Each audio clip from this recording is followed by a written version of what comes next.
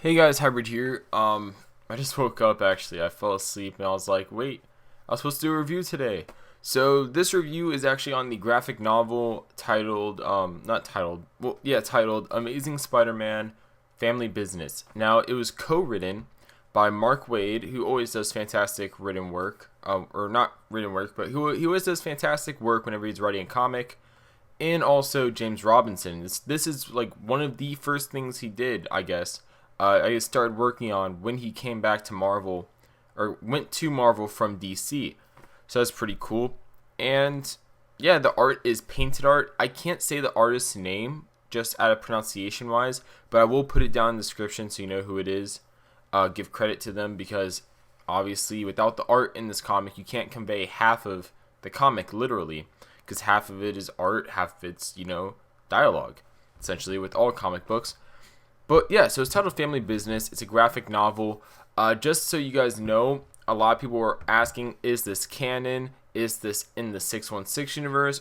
Or is it like an alternate universe story? James Robinson actually tweeted me and he told me it's canon, it's 616.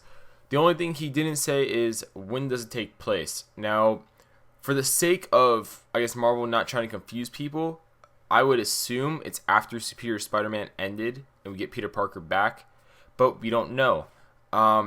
Kingpin is the main villain in this. It is after, it appears as if his crime empire has been destroyed somewhat in New York, so that would kind of lend ideas that it's post-Superior, but we don't know. So I will try keeping, I'll try keeping spoilers to a minimum in this review, because this is actually a really good comic. Now, I know at some places the price is $25. I got it off Comixology so I could read it instantly, and it was $19.99. Do I feel like it was worth $20?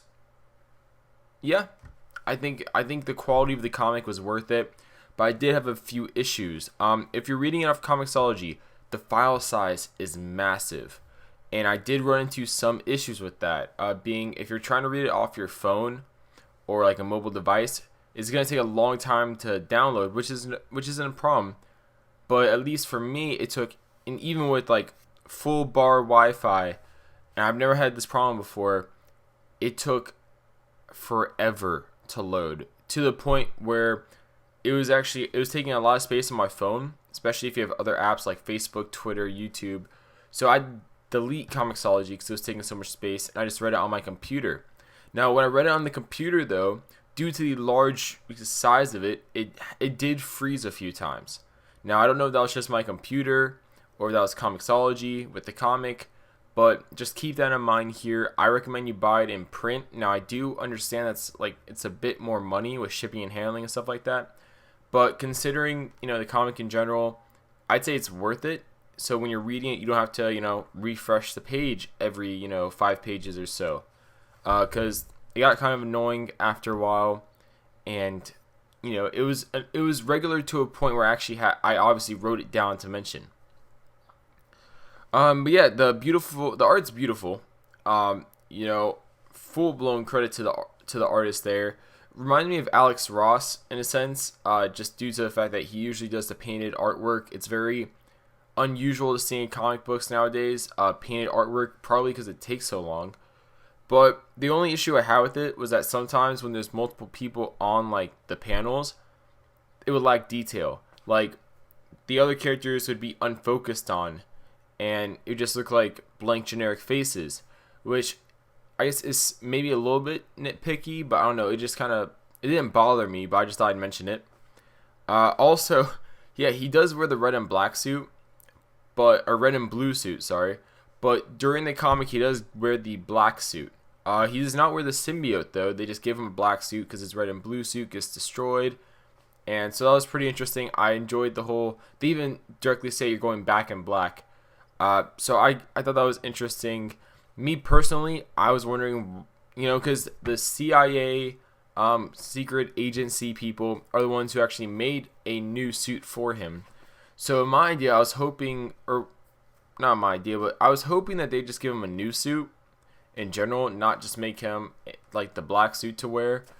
But he did wear it during his fight against Kingpin, which I thought was hopefully a nice nod to the Back in Black storyline, where, you know, before the whole like One More Day stuff happened, where he actually did fight Kingpin, wearing the black suit. So I thought that was pretty cool if it was a nod to that moment. The wisecracking is top notch. Let me just say that now. I don't know who wrote the wisecracks between James Robinson and Mark Waid. I want to say it was probably Mark Waid. Just due to, you know, the other things I've seen him write, he seems pretty on point with that. But it was great. Some of the jokes were hilarious, like when they're fighting this kind of this robot basically, and Spider-Man's like, "Are you related to my toaster?" And it's just like little things like that, just nice wisecracks. Also, there's a plot twist in this story. I'm not going to say what it is, but it's pretty cool. And the story overall is just great. I was very hesitant about the story. You know, does Peter Parker have a long-lost sister named Teresa Parker?